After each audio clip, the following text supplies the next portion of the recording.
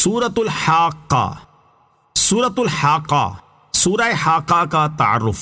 مقام نزول، سورہ حاقہ مکہ مکرمہ میں نازل ہوئی ہے۔ رکوع اور آیات کی تعداد، اس سورت میں 2 رکوع اور 52 آیتیں ہیں۔ حاقہ نام رکھنے کی وجہ، حاقہ قیامت کے ناموں میں سے ایک نام ہے اور اس کا معنی ہے یقینی طور پر واقع ہونے والی، اور چونکہ اس سورت کو اسی نام کے سوال کے ساتھ شروع کیا گیا ہے اس لیے اسے سورہ حاقہ کہتے ہیں۔ سورہ حاقہ کے مضامین، اس سورت کا مرکزی مضمون یہ ہے کہ اس میں قیامت کی ہولناکیاں بیان کی گئیں اور یہ بتایا گیا کہ قرآن مجید اللہ تعالیٰ کا کلام ہے اور نبی کریم علیہ الصلوۃ والسلام کفار کے تمام الزامات سے بری ہیں۔ نیز اس صورت میں یہ مضامین بیان کیے گئے ہیں۔ نمبر 1، اس صورت کی ابتدا میں بتایا گیا کہ قیامت کا واقع ہونا یقینی اور قطعی ہے اور اس کی دہشت، ہولناکی اور شدت کا کوئی اندازہ نہیں لگا سکتا۔ نمبر 2، کفار مکہ کو نصیحت کرنے کے لیے قوم عاد اور قوم ثمود کا دردناک انجام بیان کیا گیا اور یہ بتایا گیا کہ وہ دیگر جرائم کے علاوہ دلوں کو دہلا دینے والی قیامت کو بھی جھٹلاتے تھے۔ نیز فرعون اور اس سے پہلے الٹنے والی بستیوں کا ذکر کیا گیا کہ اللہ تعالیٰ کے رسولوں کو جھٹلانے کی وجہ سے اللہ تعالیٰ نے انہیں زیادہ سخت گرفت سے پکڑ لیا۔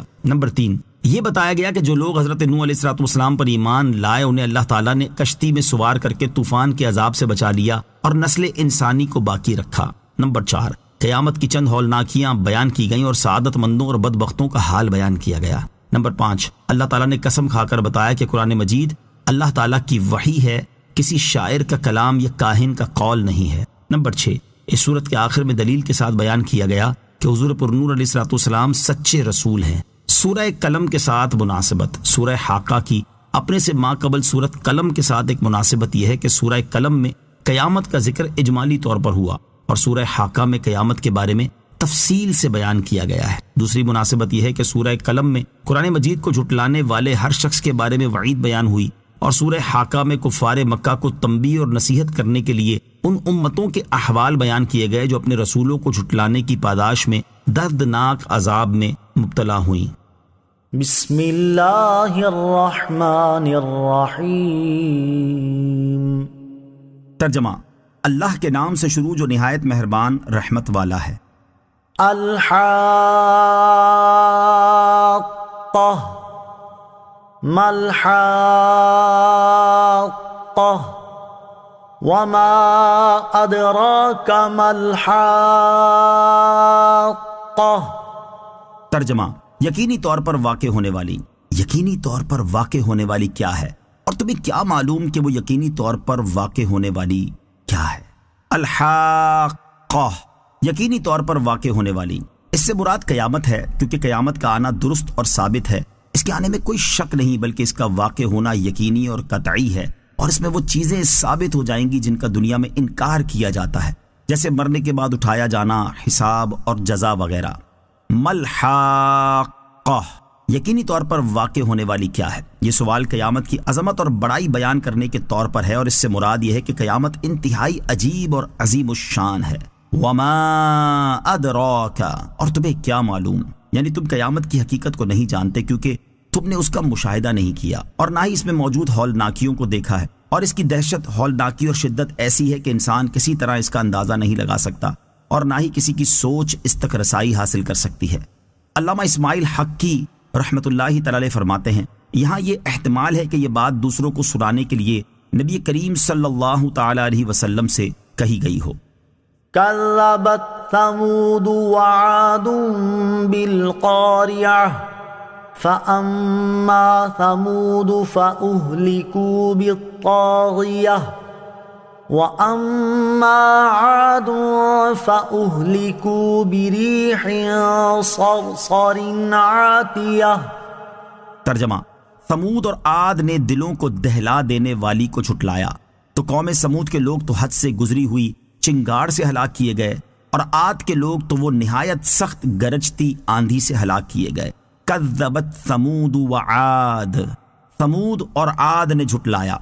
اس سے پہلی آیت میں قیامت کی ہولناکی اور شدت کو بیان کیا گیا اور یہاں سے سابقہ امتوں میں سے ان لوگوں کا انجام بیان کیا گیا جنہوں نے قیامت کو جھٹلایا تاکہ کفار مکہ ان سے نصیحت حاصل کریں اور قیامت کو جھٹلانے والوں کا انجام دیکھ کر ڈریں۔ چنانچہ اس آیت اور اس کے بعد والی 2 آیات کا خلاصہ یہ ہے کہ حضرت صالح علیہ الصلوۃ والسلام کی قوم سمود نے اور حضرت ہود علیہ الصلوۃ والسلام کی قوم عاد نے طرح طرح کی دہشتوں اور ہولناکیوں سے دلوں کو دہلا دینے والی قیامت کو جھٹلایا تو دیگر جرائم کے ساتھ ساتھ اس جرم کی وجہ سے بھی قوم سمود کے لوگ تو شدت میں حد سے گزری ہوئی چنگھاڑ یعنی سخت ہولناک آواز سے ہلاک کر دیے گئے، اور عاد کے لوگ انتہائی سخت گرجتی آندھی سے ہلاک کر دیے گئے، اور وہ لوگ اپنی طاقت اور قوت کے باوجود بھی اس آندھی کو روک نہ سکے۔ سخرها عليهم 7 ليال و8 أيام حسوما فترى القوم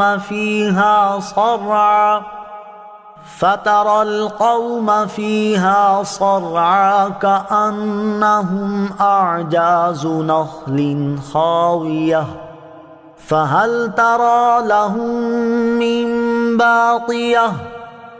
ترجمہ، اللہ نے وہ آندھی ان پر لگاتار 7 راتیں اور 8 دن پوری قوت کے ساتھ مسلط کر دی، تو تم ان لوگوں کو ان دنوں اور راتوں میں یوں پچھاڑے ہوئے دیکھتے گویا کہ وہ گری ہوئی کھجوروں کے سوکھے تنے ہیں، تو کیا تم ان میں کسی کو بچا ہوا دیکھتے ہو؟ سخرها علیہم 7 لیال و8 ایام حسوما،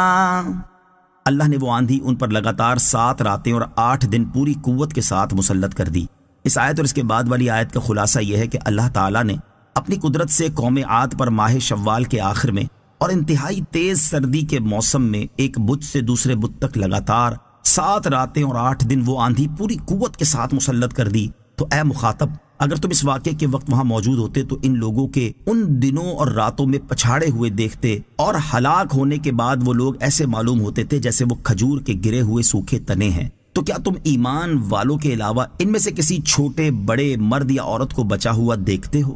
کہا گیا ہے کہ 8ویں روز جب صبح کو وہ سب لوگ ہلاک ہو گئے تو ہواؤں نے انہیں اڑا کر سمندر میں پھینک دیا، اور ان میں سے ایک بھی باقی نہ رہا۔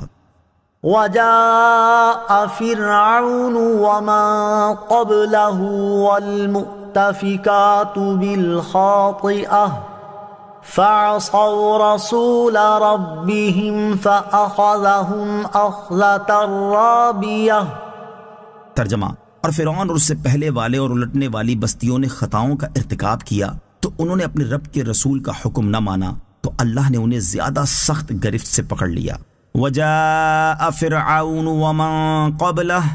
اور فرعون اور اس سے پہلے والے لائے۔ اس آیت اور اس کے بعد والی آیت کا خلاصہ یہ ہے کہ فرعون اور اس سے بھی پہلی امتوں کے کفار اور نافرمانیوں کی شامت سے الٹنے والی بستیوں کے لوگ، جیسے حضرت لوط علیہ السلام کی قوم کی بستیوں کے لوگ، یہ سب قبیح افعال، گناہوں اور شرک کے مرتکب ہوئے، اور ہر امت نے منع کیے جانے کے باوجود گناہوں سے رکنے میں اپنے اس رسول کی نافرمانی کی جو اللہ تعالیٰ کی جانب سے ان کی طرف بھیجے گئے تھے، تو اللہ تعالیٰ نے ان میں سے ہر قوم کی انتہائی سخت گرفت فرمائی۔ إِنَّا لَمَّا طَغَى الْمَاءُ حَمَلْنَاكُمْ فِي الْجَارِيَةِ لِنَجْعَلَهَا لَكُمْ تَذْكِرَةً وَتَعِيَهَا أُذُنٌ وَاعِيَةٌ۔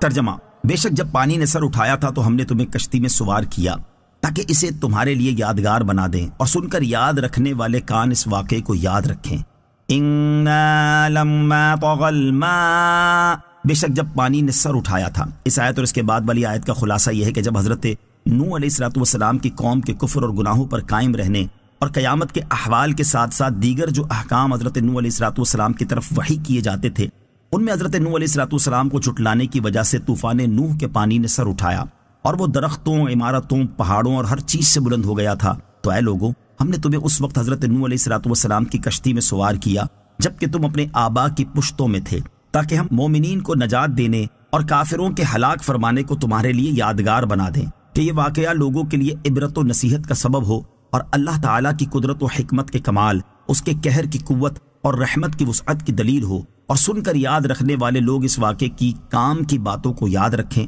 تاکہ ان سے نفع اٹھا سکیں۔ یاد رہے کہ یہاں آبا سے حضرت نوح علیہ السلام کے 3 بیٹے سام، حام اور یافس مراد ہیں، اور سابقہ امتوں کے واقعات بیان کرنے اور ان پر آنے والے عذابات کا ذکر کرنے سے مقصود یہ ہے کہ اس امت کے لوگ رسول اللہ صلی اللہ تعالی علیہ وسلم کی نافرمانی کرنے میں ان لوگوں کی پیروی کرنے سے ڈریں۔ فَإِذَا نُفِخَ فِي الصُّورِ نَفْخَةٌ وَاحِدَةٌ وَحُمِلَتِ الْأَرْضُ وَالْجِبَالُ فَدُكَّتَا دَكَّةً وَاحِدَةً فَيَوْمَئِذٍ وَقَعَتِ الْوَاقِعَةُ ترجمہ: پھر جب سور میں پہلی مرتبہ ایک پھونک ماری جائے گی اور زمین اور پہاڑ اٹھا کر ایک دم چورا چورا کر دیے جائیں گے تو اس دن واقع ہونے والی واقع ہو جائے گی۔ فَإِذَا نُفِخَ فِي الصُّورِ نَفْخَةٌ وَاحِدَةٌ،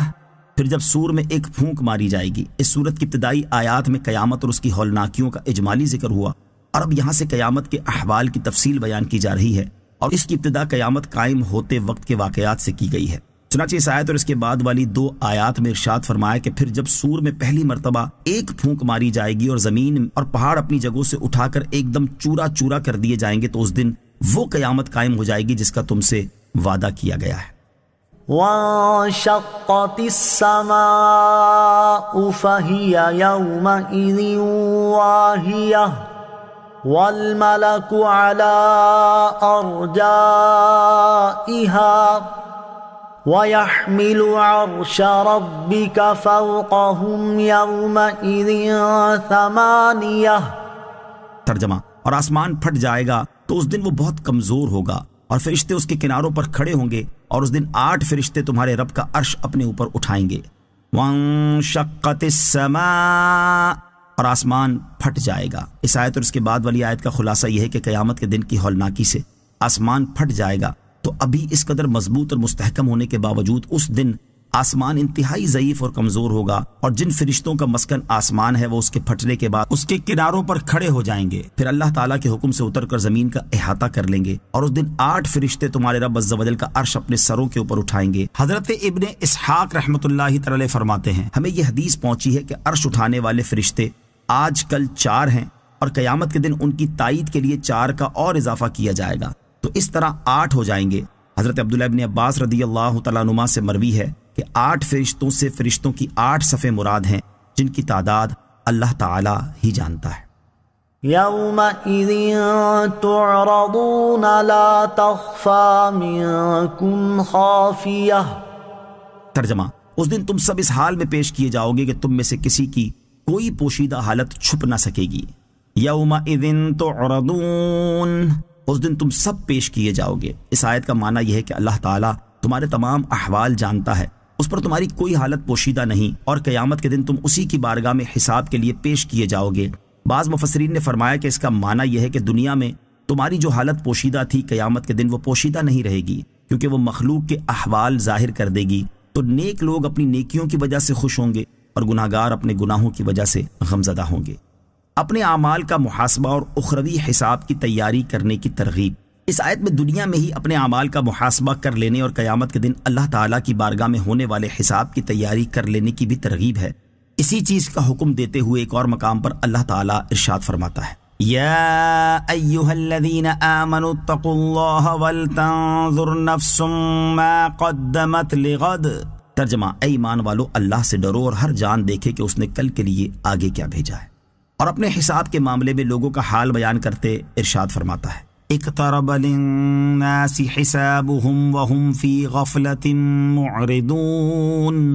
ترجمہ: لوگوں کا حساب قریب آ گیا اور وہ غفلت میں منہ پھیرے ہوئے ہیں۔ اور قیامت کے دن حساب کے معاملات اور لوگوں کی جزا کے بارے میں بیان کرتے ہوئے ارشاد فرماتا ہے، وَعُرِضُوا عَلَى رَبِّكَ صَفًّا لَقَدْ جِئْتُمُونَا كَمَا خَلَقْنَاكُمْ أَوَّلَ مَرَّةٍ بل زعمتم أن لن نجعل لكم موعدا ووضع الكتاب فترى المجرمين مشفقين مما فيه ويقولون يا ويلتنا ما لهذا الكتاب لا يغادر صغيرة ولا كبيرة إلا أحصاها وَوَجَدُوا مَا عَمِلُوا حَاضِرًا وَلَا يَظْلِمُ رَبُّكَ أَحَدًا۔ ترجمہ: اور سب تمہارے رب کی بارگاہ میں صفے باندھے پیش کیے جائیں گے، بے شک تم ہمارے پاس ویسے ہی آئے جیسے ہم نے تمہیں پہلی بار پیدا کیا تھا، بلکہ تمہارا گمان تھا کہ ہم ہرگز تمہارے لیے کوئی وعدے کا وقت نہ رکھیں گے، اور نامہ اعمال رکھا جائے گا تو تم مجرموں کو دیکھو گے کہ اس میں جو لکھا ہوا ہوگا اس سے ڈر رہے ہوں گے، اور کہیں گے ہائے ہماری خرابی، اس نامہ اعمال کو کیا ہے کہ اس نے ہر چھوٹے اور بڑے گناہ کو گھیرا ہوا ہے، اور لوگ اپنے تمام اعمال کو اپنے سامنے موجود پائیں گے، اور تمہارا رب کسی پر ظلم نہیں کرے گا۔ اور ارشاد فرمایا، وَكُلَّ إِنسَانٍ أَلْزَمْنَاهُ طَائِرَهُ فِي عُنُقِهِ وَنُخْرِجُ لَهُ يَوْمَ الْقِيَامَةِ كِتَابًا يَلْقَاهُ مَنشُورًا اقْرَأْ كِتَابَكَ كَفَى بِنَفْسِكَ الْيَوْمَ عَلَيْكَ حَسِيبًا مَنِ اهْتَدَى فَإِنَّمَا يَهْتَدِي لِنَفْسِهِ وَمَنْ ضَلَّ فَإِنَّمَا يَضِلُّ عَلَيْهَا۔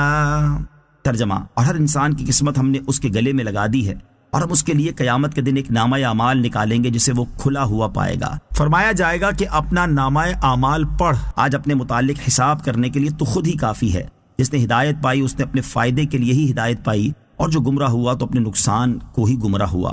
اور ارشاد فرمایا لِلَّذِينَ اسْتَجَابُوا لِرَبِّهِمُ الْحُسْنَى والذین لم يستجیبوا له لو ان لهم ما في الارض جميعا ومثله معه لافتدوا به اولئک لهم سوء الحساب ومأواهم جہنم وبئس المہاد۔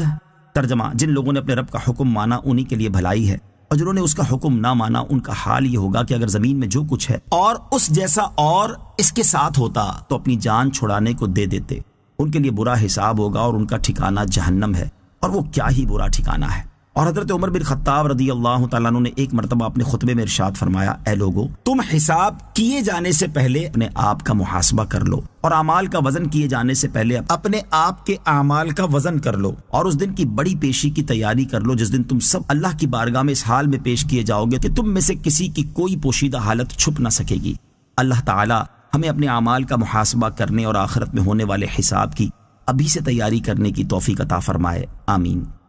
فَأَمَّا مَنْ أُوتِيَ كِتَابَهُ بِيَمِينِهِ فَيَقُولُ هَاؤُمُ اقْرَءُوا كِتَابِيَهْ إِنِّي ظَنَنتُ أَنِّي مُلَاقٍ حِسَابِيَهْ۔ ترجمہ، تو بہرحال جسے اس کا نامہ اعمال اس کے دائیں ہاتھ میں دیا جائے گا تو وہ کہے گا، لو میرا نامہ اعمال پڑھ لو، بے شک مجھے یقین تھا کہ میں اپنے حساب کو ملنے والا ہوں۔ فَأَمَّا مَنْ أُوتِيَ كِتَابَهُ بِيَمِينِهِ،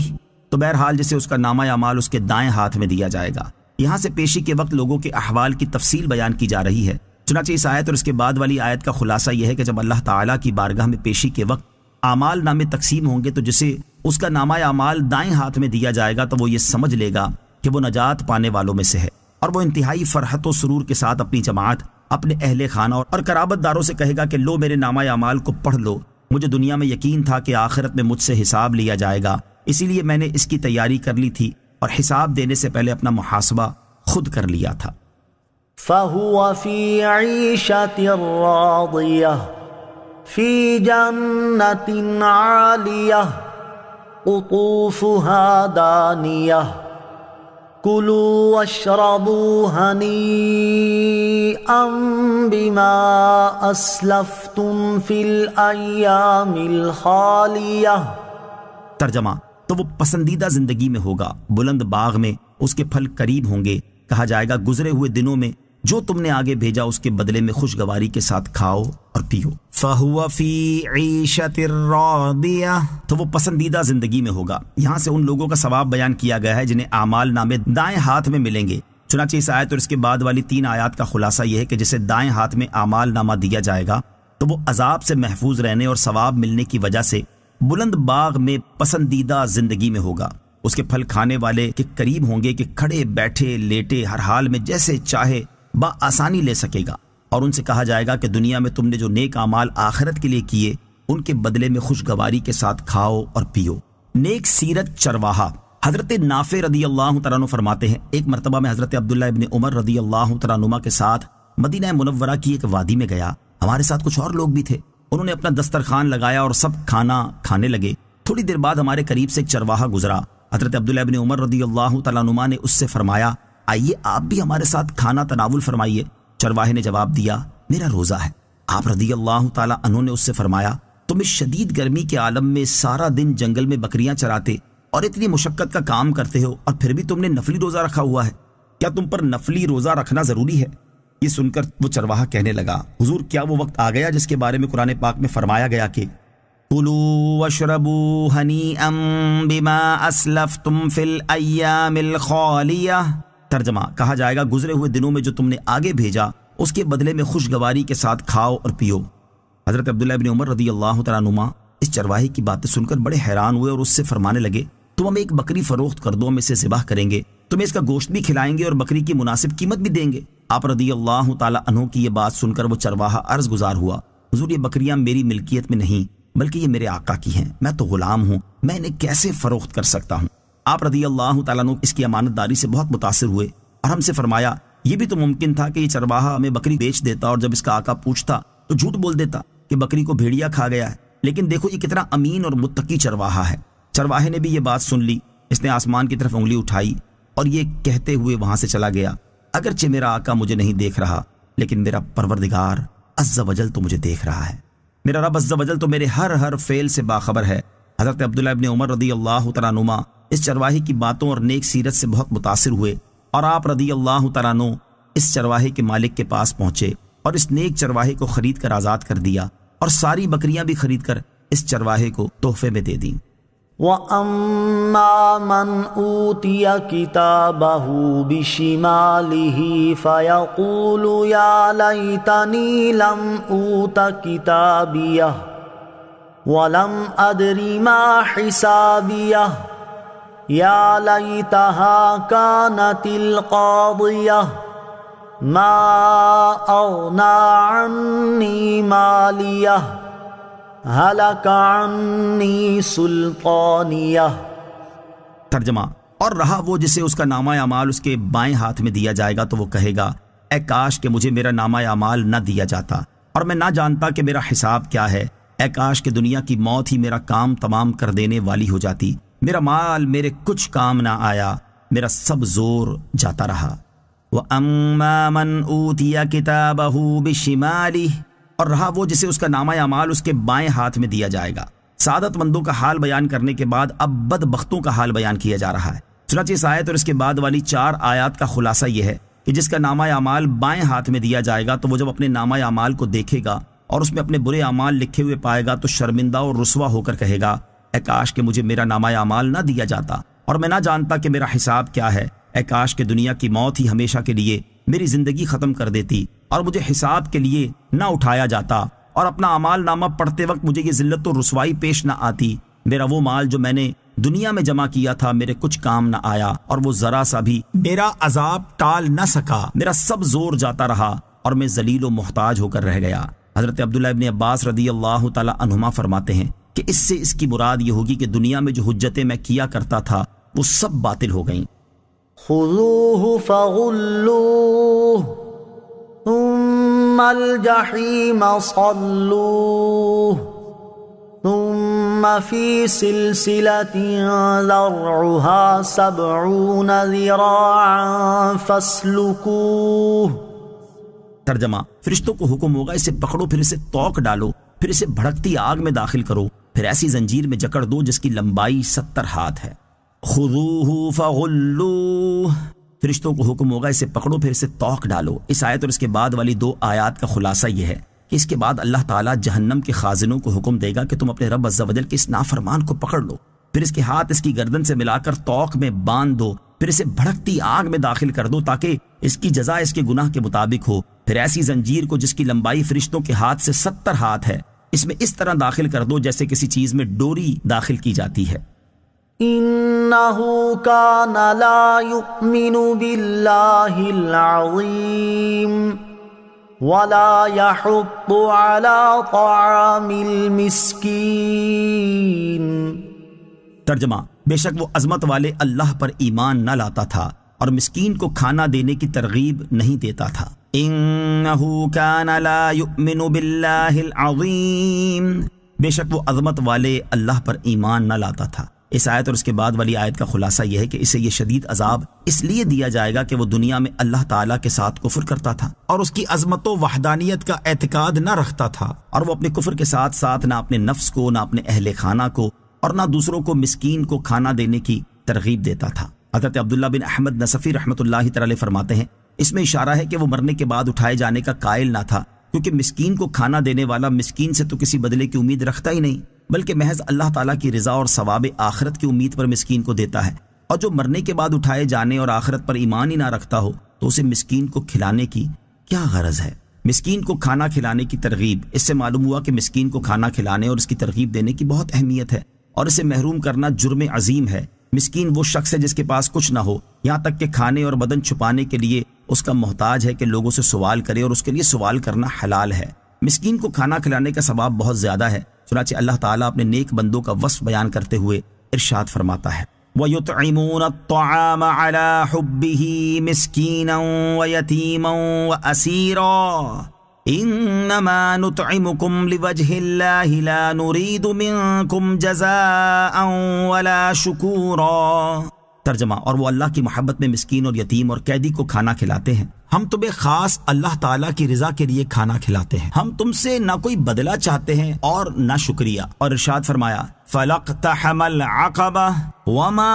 أَدْرَاكَ مَا الْعَقَبَةُ فَكُّ رَقَبَةٍ أَوْ إِطْعَامٌ فِي يَوْمٍ ذِي مَسْغَبَةٍ يَتِيمًا ذَا مَقْرَبَةٍ أَوْ مِسْكِينًا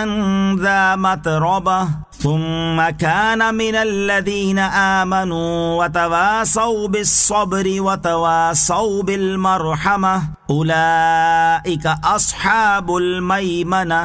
ترجمہ، پھر بغیر سوچے سمجھے کیوں نہ گھاٹی میں کود پڑا، اور تجھے کیا معلوم کہ وہ گھاٹی کیا ہے؟ کسی بندے کی گردن چھڑانا، یا بھوک کے دن میں کھانا دینا، رشتہ دار یتیم کو یا خاک نشین مسکین کو، پھر یہ ان میں سے ہو جو ایمان لائے اور انہوں نے آپس میں صبر کی نصیحتیں کی اور آپس میں مہربانی کی تاکیدیں کی، یہی لوگ دائیں طرف والے ہیں۔ اور حضرت ابو ہریرہ رضی اللہ تعالی عنہ سے روایت ہے، رسول کریم صلی اللہ تعالی علیہ وآلہ وسلم نے ارشاد فرمایا، بے شک اللہ تعالیٰ روٹی کے ایک لقمے اور کھجوروں کے ایک خوشے اور ان جیسی مساکین کے لیے نفع بخش چیزوں کی وجہ سے 3 آدمیوں کو جنت میں داخل فرمائے گا۔ نمبر 1، گھر کے مالک کو جس نے صدقے کا حکم دیا۔ نمبر 2، اس کی زوجہ کو جس نے وہ چیز درست کر کے دی۔ نمبر 3، اس خادم کو جس نے مسکین تک وہ صدقہ پہنچایا۔ پھر رسول اللہ صلی اللہ تعالی علیہ وآلہ وسلم نے ارشاد فرمایا، اس اللہ عز و جل کی حمد ہے جو ہمارے خادموں کو بھی نہیں بھولا۔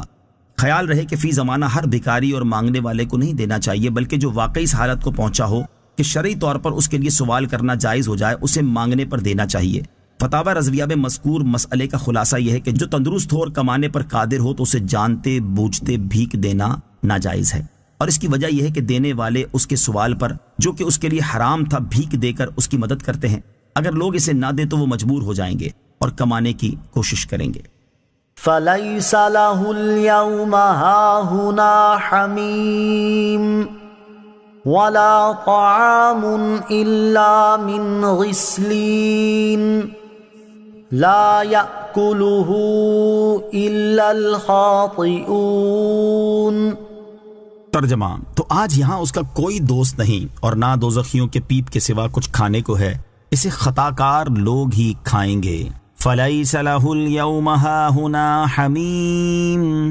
تو آج یہاں اس کا کوئی دوست نہیں۔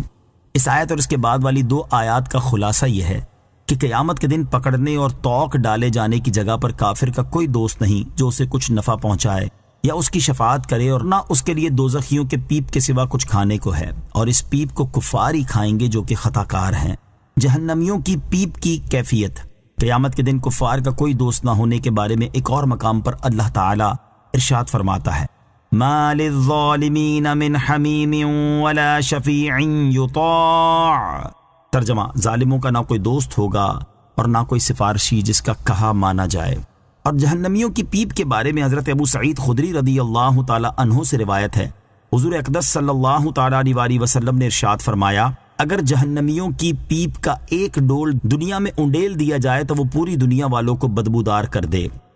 فلا اقسم بما تبصرون وما لا تبصرون۔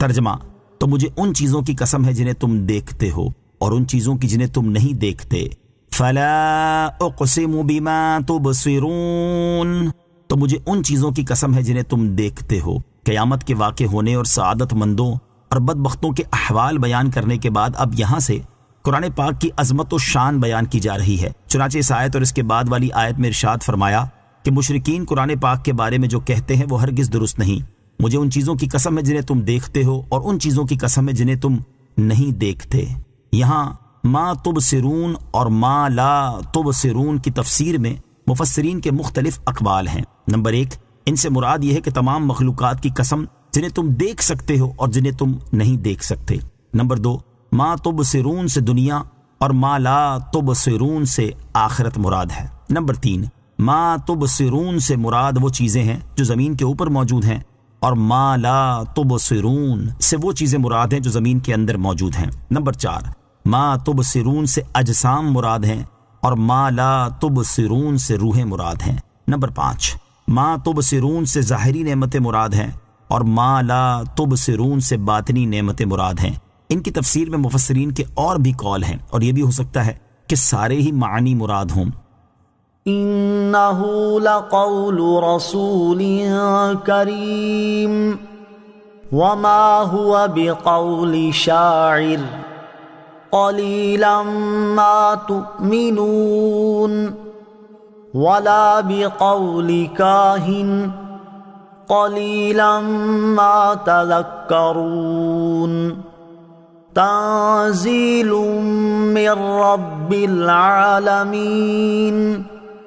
ترجمہ، بے شک یہ قرآن ضرور ایک معزز رسول سے باتیں ہیں اور وہ کسی شاعر کی بات نہیں ہے، تم بہت کم یقین رکھتے ہو، اور نہ کسی کاہن کی بات ہے، تم بہت کم نصیحت مانتے ہو۔ یہ قرآن سارے جہانوں کے رب کی طرف سے اتارا ہوا ہے۔